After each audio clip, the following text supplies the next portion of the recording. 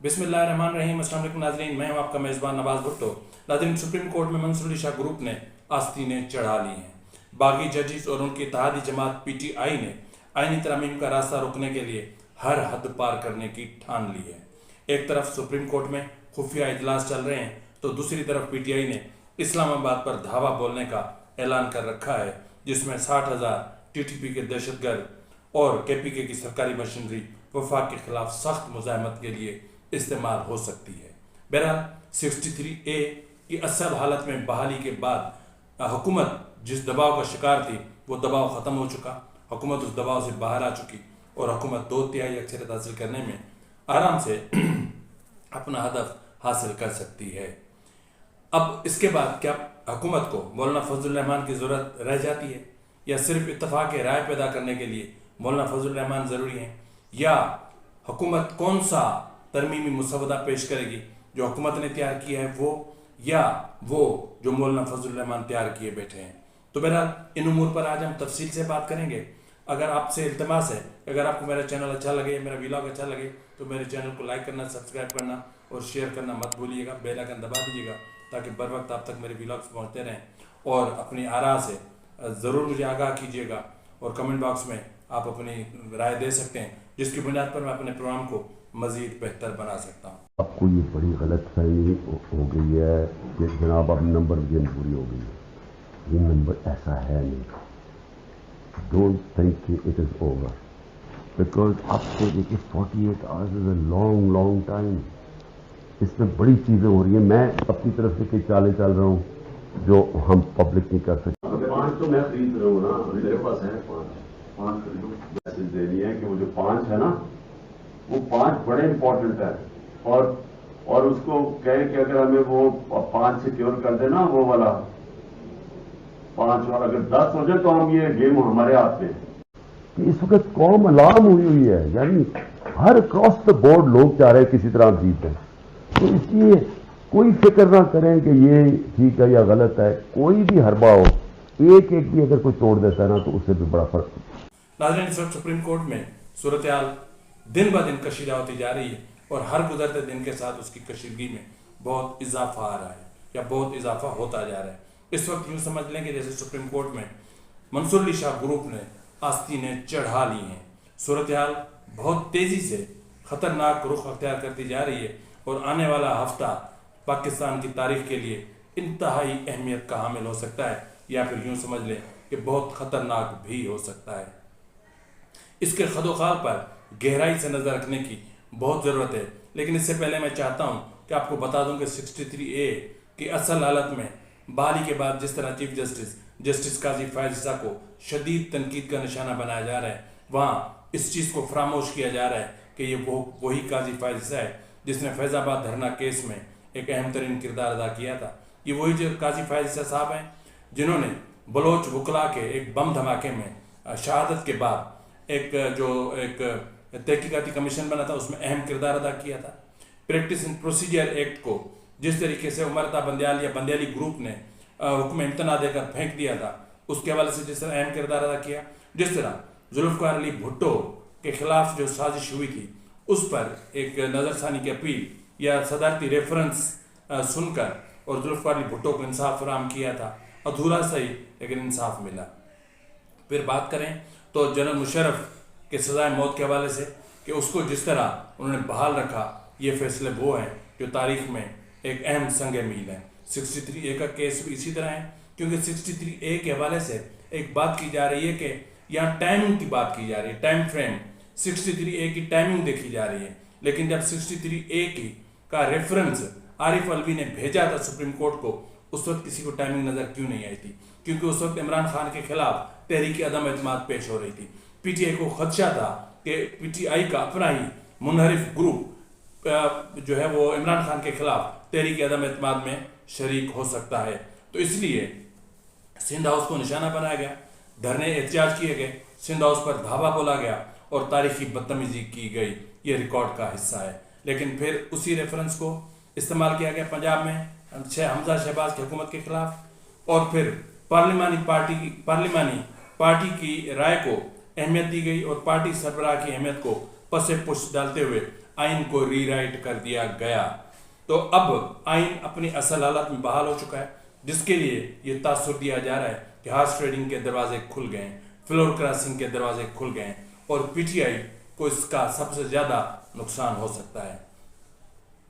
हैरत की बात यह है कि काजी फायज साहब ने गुज़िश्ता रोज़ जो रिमार्क्स दिए उनमें से कुछ रिमार्क्स ऐसे थे जो गोल्डन यानी सुनहरी हरूफ में लिखे जा सकते हैं, जिनको फरामोश किया जा रहा है। काजी फायज साहब ने कहा कि सियासी जमातें जज या चीफ जस्टिस के मातहत नहीं होती।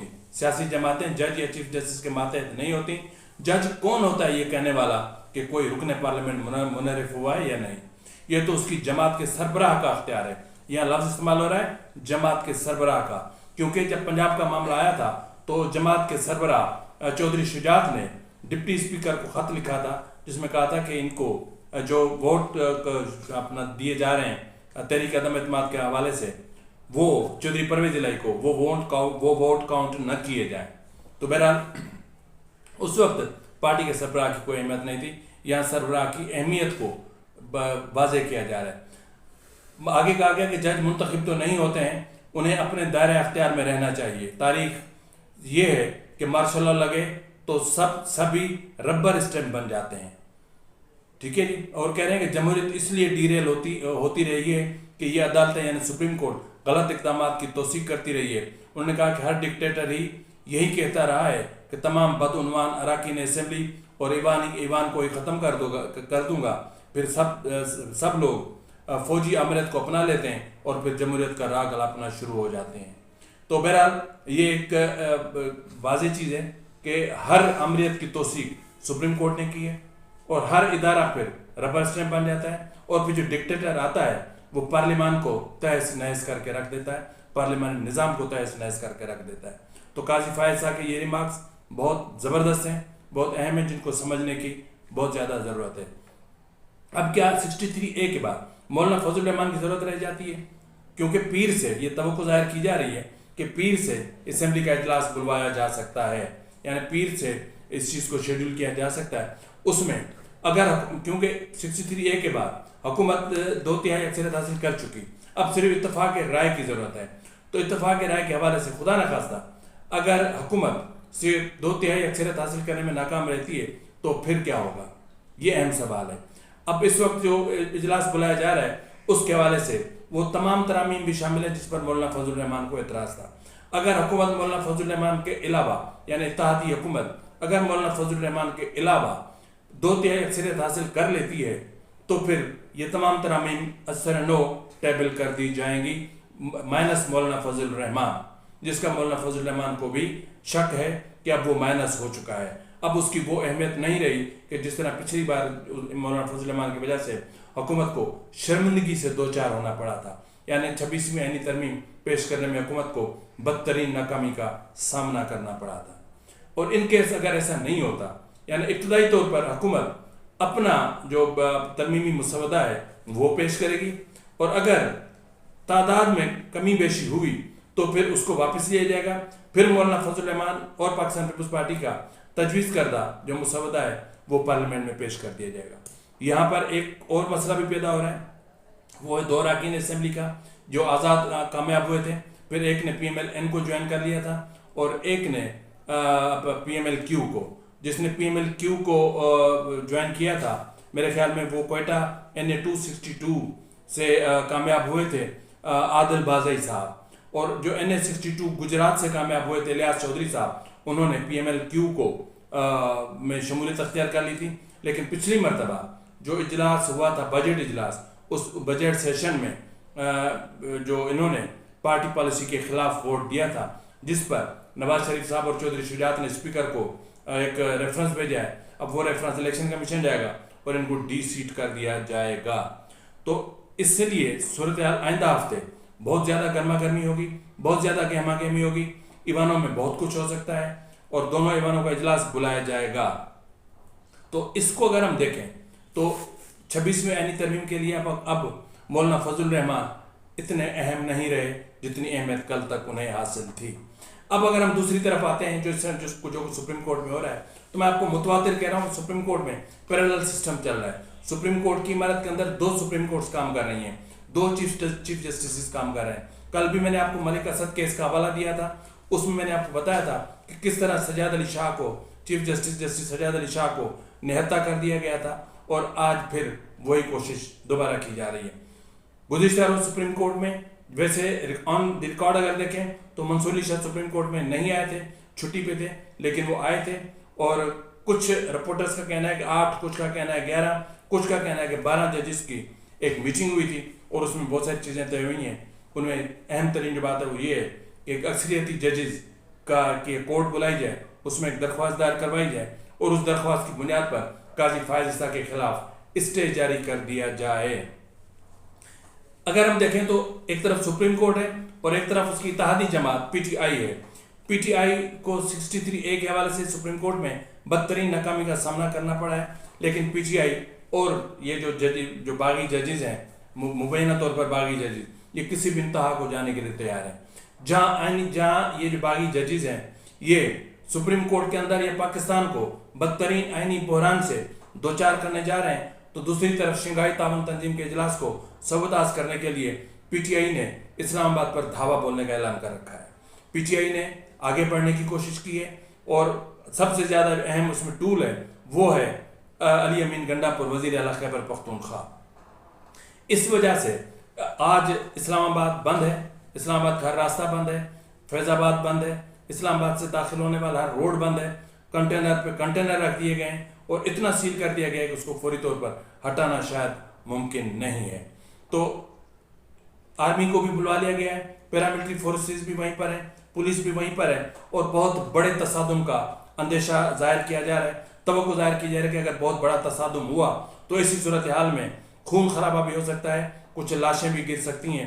और पीटीआई का ये एजेंडा है, ये वतीरा है और पीटीआई ऐसा करने से बाज नहीं आ सकती। ये वही पीटीआई है जिसने धरना दिया था डी चौक पे, तो उस डी चौक पे धरने के नतीजे में पाकिस्तान टेलीविजन पे हमलावर हुए थे, रेडियो पाकिस्तान पे हमला बोला था, नेशनल असेंबली पे हमला बोला था।